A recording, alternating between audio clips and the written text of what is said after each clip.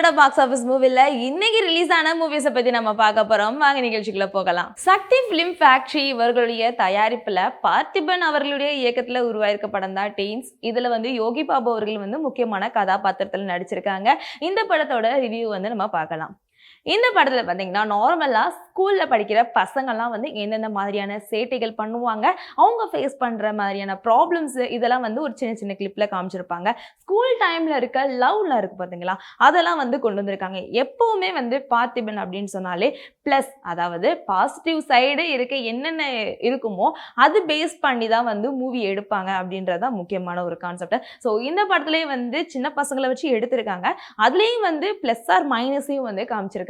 சின்ன பசங்களாம் என்ன பண்ணுவாங்கன்னா, வீட்டில் இருக்கவங்கலாம் எப்பவுமே சின்ன பசங்களை வேலை வாங்குறது, அவங்க படிக்கிறதுக்கு எந்தெந்த மாதிரியான கஷ்டங்கள் கொடுக்கணுமோ அந்த மாதிரியான கஷ்டங்களையும் கொடுத்துருப்பாங்க. அது அவங்களுக்கு ஏற்றுக்கக்கூடிய மனநிலையில இருக்க மாட்டாங்க. ஸோ அந்த பசங்களாம் என்ன பண்ணுவாங்கன்னா, நாங்கள் சின்ன பசங்க இல்லைப்பா, நாங்கள் பெரிய பசங்க தான் அப்படின்ட்டு நாங்கள் எல்லாத்தையும் நிரூபிக்கணும் அப்படின்ட்டு எல்லா பசங்களும் கிளம்பி என்ன பண்ணிடுவாங்கன்னா, அவங்களோட ஃப்ரெண்டு, அதாவது ஒரு கிராமத்தில் இருக்க ஒரு பொண்ணு, அவங்க வீட்டுக்கு போய் அங்கே ஃபேஸ் பண்ணுற ப்ராப்ளம்ஸ் காமிச்சிருப்பாங்க. ஸோ இது ஒரு பக்கம் இருந்தாலுமே இது ஒரு ஹரர் மூவியும் கலந்த ஒரு படம் அப்படின்னு சொல்லலாம். இந்த படத்துல பசங்க எல்லாருமே நான் சின்ன பசங்க இல்லப்பா, நாங்க பெரிய பசங்க தான், எந்த மாதிரியான சவாலா இருந்தாலுமே நாங்க ஃபேஸ் பண்ணுவோம் அப்படின்னு சொல்லிட்டு இவங்க எல்லாரும் என்ன பண்ணுவாங்கன்னா, தன்னோட ஃப்ரெண்ட்ஸ்ல ஒரு பொண்ணு வில்லேஜ்ல இருக்கும். ஸோ அவங்கள தேடி போவாங்க. அங்க போய் பல பிரச்சனைகள் ஃபேஸ் பண்ணுவாங்க.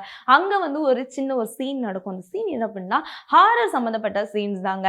அவங்க ஒரு இடத்துக்கு போகக்கூடாது, அங்க ப்ராப்ளம்ஸ்லாம் இருக்கும் அப்படின்னு சொல்லியிருப்பாங்க. பட் பசங்கள்லாம் நாங்கள் சின்ன பிள்ளைங்க இல்லைப்பா, நாங்கள் பெரிய பிள்ளைங்க தான் அப்படின்ற மாதிரி அந்த இடத்துக்கு போய் அங்கே நிறைய விஷயங்களை நடக்கிறத எப்படா ஃபேஸ் பண்ணுறதுன்னு தெரியாமல் ரொம்பவே பெதுங்கி இருப்பாங்க தெரியுமா. அந்த மாதிரி பசங்கள்லாம் முழிச்சிட்டு இருப்பாங்க. ஐயோ தெரியாமல் அம்மா சொல்லாமல் நம்ம வந்துட்டோமே அப்படின்ற மாதிரி. ஆக்சுவலி இது எப்படின்னா, சின்ன பசங்க என்னடா பண்ணுவோம் நம்ம பெரியவங்க நிரூபிக்கிறதுக்கு அப்படின்னு யோசிச்சுட்டு இருக்கும்போது ஏதோ ஒரு இடத்துல போய் மாட்டிக்கிட்டு அங்கேருந்து தப்பிக்கிறதுக்கு அவங்க என்னென்ன பண்ணுறாங்களோ அதை தான் ஒரு கதையாக காமிச்சிருப்பாங்க.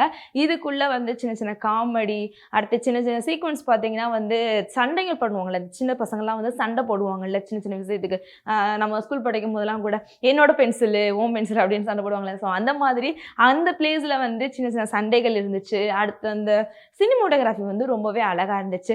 பசங்க இங்கிலீஷ் மீடியம் பசங்கள்லாம் எப்படி நல்லா ஃப்ளூயண்ட்டாக இங்கிலீஷ் பேசுவாங்க, நான் தான் எல்லாம் அப்படின்லாம் மேலே பேசுவாங்கல்ல. ஸோ அந்த மாதிரியான சீக்வன்ஸும் இதில் கொண்டு வந்திருந்தாங்க. அவங்களுக்குள்ள இருக்க ஈகோ, இந்த மாதிரி பல விஷயங்களை கொண்டு வந்தாங்க. பட் ஃபைனலாக ஃப்ரெண்ட்ஸ் அப்படின்னாலே எப்போவுமே ஒத்துமையாக இருக்கிற ஃப்ரெண்ட்ஸ் தான் அப்படின்ற மாதிரி ஒரு சூப்பரான ஒரு கான்செப்ட் பார்த்திபன் அவர்கள் கொண்டு வந்திருந்தாங்க. எனிவேஸ் இந்த படத்தில் ஃபர்ஸ்ட் ஆஃப் நார்மலாக இருக்க ஒரு இன்ட்ரடக்ஷனு, அடுத்து குட்டீஸ்லாம் எப்படி இருப்பாங்க, அவங்க எந்த மாதிரியான பிரச்சனைலாம் ஃபேஸ் பண்ணுவாங்க, ஸ்கூல் லைஃப் எப்படி இருந்துச்சு, இந்த மாதிரி பல பிரச்சனைகளை கொண்டு வந்தாங்க.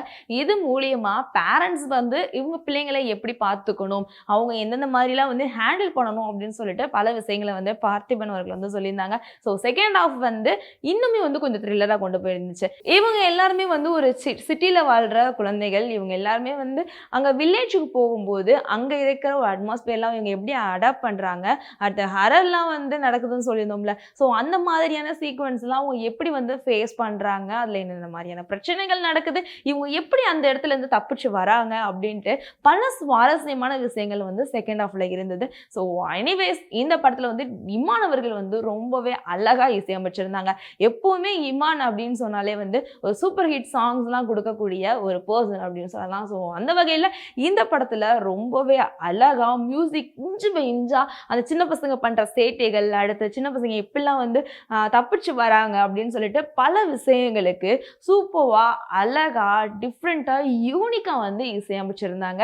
ஸோ ரொம்பவே அழகா இருந்துச்சு. இந்த படத்துல ஃபைனலா சொல்லக்கூடிய ஒரு கண்டென்ட் என்ன அப்படின்னா, சின்ன பசங்களா இருந்தாலும் சரி, பெரிய பசங்களா இருந்தாலும் சரி, பெற்றோர்கள் எப்படி அவங்கள ஹேண்டில் பண்ணணும், சின்ன பசங்க எப்படிலாம் இருக்கணும் அப்படின்னு சொல்லிட்டு பல விஷயங்களை இந்த படத்துல சொல்லியிருந்தாங்க. ஸோ இந்த படம் எல்லாருமே ஏற்றுக்கக்கூடிய, எல்லாரும் விரும்பக்கூடிய படமாக இருக்கிறதுனால நான் ரொம்பவே லைக் பண்ணேங்க. ஏன்னா இது நம்ம சின்ன வயசுல இருந்த பல மெமரிஸை கிரியேட் பண்ணுச்சு. ஸோ இந்த படத்துக்கு 5க்கு ஒரு 4.5 நம்ம கொடுக்கலாம். ஏன்னா இந்த படம் நம்மளோட மெமரிஸ்லாம் கிரியேட் பண்ணுச்சுல. ஸோ அதனால 4.5 நம்ம கொடுக்கலாம். இன்னைக்கான மூவி ரிவ்யூ நம்ம பார்த்தோம். இதே மாதிரி ஒவ்வொரு படம் ரிலீஸ் ஆகும்போது நம்ம மூவி ரிவ்யூ கொடுத்துட்டு இருப்போம். ஸோ நம்மளோட வீட்டிலேயே நீங்கள் சப்ஸ்கிரைப் பண்ணி வச்சுக்கிட்டீங்க அப்படின்னா ஒவ்வொரு மூவி வரும்போதும் படம் எப்படி இருக்கு அப்படின்னு சொல்லிட்டு நீங்கள் தெரிஞ்சுக்கலாம். ஸோ இதே மாதிரி அடுத்த நிகழ்ச்சியில மீட் பண்ணலாம். until then bye from Varshini.